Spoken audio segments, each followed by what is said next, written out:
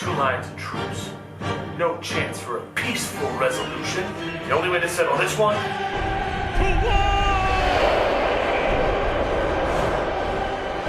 Sorry, I got a little carried away there for a second.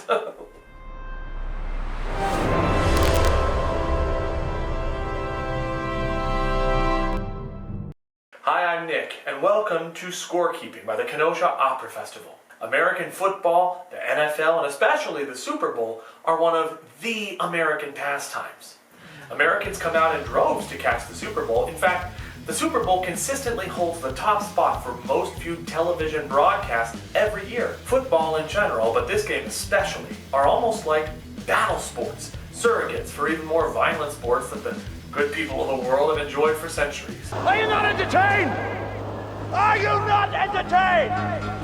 A theatrical presentation, complete with sweeping cinematic underscore and flashy graphics on screen, meant to entertain as much as any Hollywood film. Although, having Russell Crowe around really wouldn't hurt ratings. But have you ever noticed that there's been a definite trend in musical style for network coverage of football over the years? And as we get excited to catch such a huge cultural event with 300 million of our fellow Americans, I wanted to ask, how exactly did we land on this music? Early TV coverage of American football wasn't especially individual yet. In the early days, the biggest game of the year wasn't called the Super Bowl at all, but the NFL Championship game, which was televised by NBC since 1955.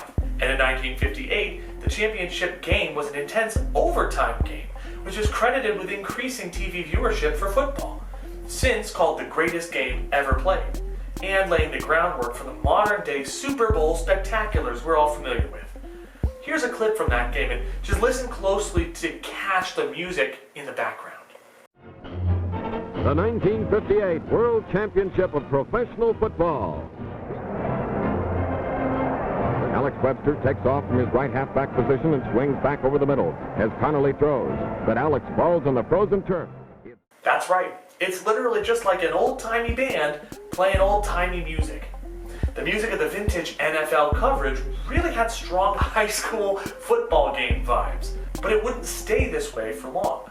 Within just a few decades, music in the US would change substantially, with the introduction of rock and roll and the evolution of the rock band, not to mention the growth and evolution in film scores. Since football's ultra-masculine and physically violent nature generally substitute in for battle in our culture, I mean, you can take a knee and try a 56-yard field goal. No! Oh my God! How could he do that? Fires into the end zone. Touchdown! No! composers in the following decade needed music to underscore the coverage of games that went with the violent, intense vibes being put out by the NFL. The trilling, fun band music of the past was not gonna cut it.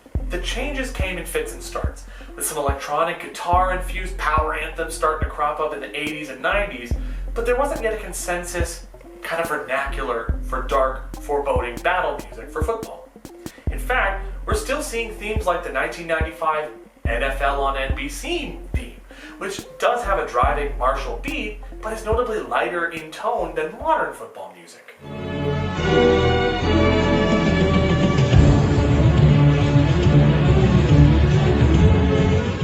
It even works in the main NBC leitmotif that we all know, with that major sixth leap. It would take just a few more years for these musical underscores to evolve into what we know today. So really, what is it now? Well, we all know the classic football sounds, whether you remember you do or not. Let's pick one notable example, the NFL on Fox theme for a start. In late 1993, Fox Network, not the news one that would destroy any discussion in the comments section, the regular network, was trying to acquire rights to show the NFL on their network. Up to this point, Fox had jostled with the big three traditional networks which had dominated the channel options since the start of TV itself. And Fox had never been seen as a legitimate competitor or been able to break into the big-time presentations like football. But that year, Fox finally unseated their competition for the first time and won the right to air football on Sunday afternoons. And they needed some serious CinemaScope to wow fans. now that they were in control. Enter Scott Schreer, composer of the famous and current NFL on Fox theme.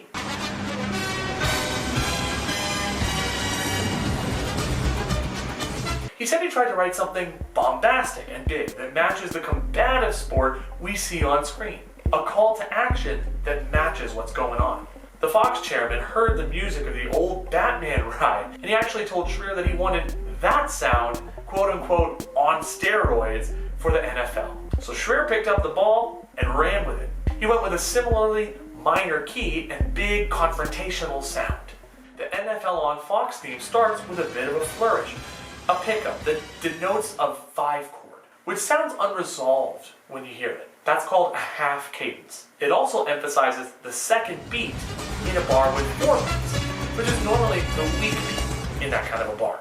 Besides being a very punchy way to throw off listeners' expectations, emphasizing the weak beat in a bar and making it into a strong beat also means that the notes placed on that beat will not ultimately be as satisfying as they could be if they were in a strong beat.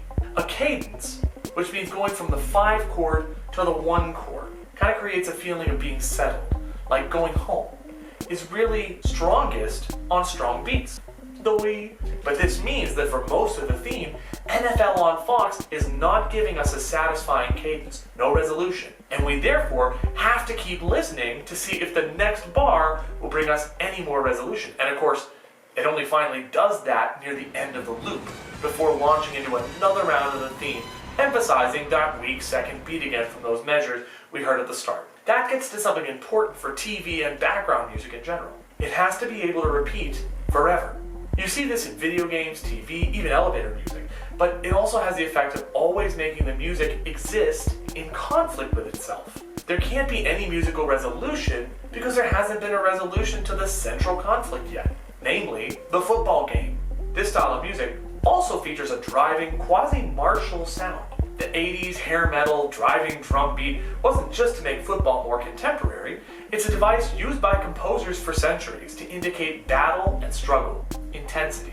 We talk about that a little in some other videos which I'll link to here. The driving, rhythmic nature of this music lets us know it's time for a fight. Schreer is also using the minor mode here, like the Batman theme he was instructed to emulate.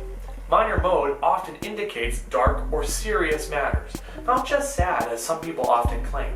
And that subtly gets your brain's attitude to shift to a focused, competitive place. The instruments chosen also tell us something. As we've mentioned before on ScoreKeeping, brass is generally understood to be a military, nationalistic, or heroic sound. Notice that the melody for the NFL on Fox theme is a brass choir.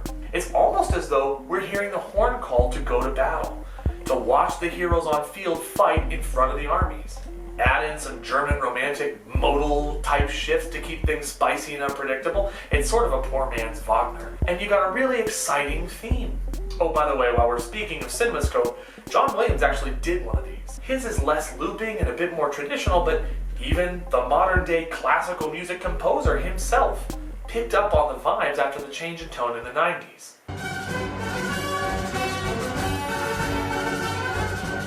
Williams' 2006 theme, Wide Receiver, is essentially a classical, heavy, villainous march, much like what you might find in one of his massive scale film scores.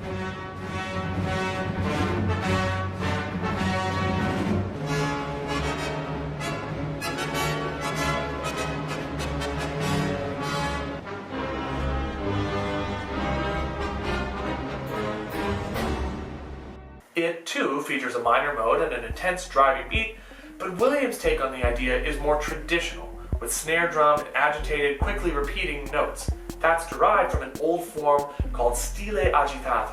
We covered this in our previous video, and I'll link to that too. The Williams' take might have been a sign of things to come.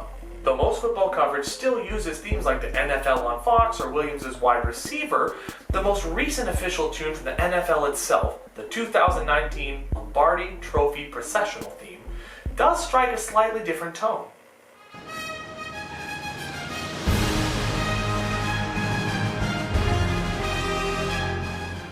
It's a quieter, more reflective theme, still making use of brass, minor mode, and rhythmic features, but differently than some of its predecessors. This theme is more in the style of military fanfare, also covered in a previous video, less battle music and more epilogue after an epic struggle. And if you think about it, that's exactly the framing the NFL wants to use for its games. Two great powers in conflict for dominance after a long season of effort, unresolvable except through physical collision. A theme like this is meant to sound more meaningful, the cap end to the events audiences have been invested in all year. It just goes to show, American football, like all sports, really is a theatrical presentation. And that's a big part of why Americans keep coming back year after year to watch games like the Super Bowl in massive numbers. So this year, as you're kicking back with your preferred ice-cold beverage and some whack, just remember, half the power of an operation like the Super Bowl comes from production value, and especially the music. If you like what we're doing, please like, subscribe, leave a comment, share this with your friends. It really helps us grow, and we really do appreciate it so we can bring more opera to everybody. I'm still definitely up for inviting Russell Crowe. Definitely up for it. That guy's cool.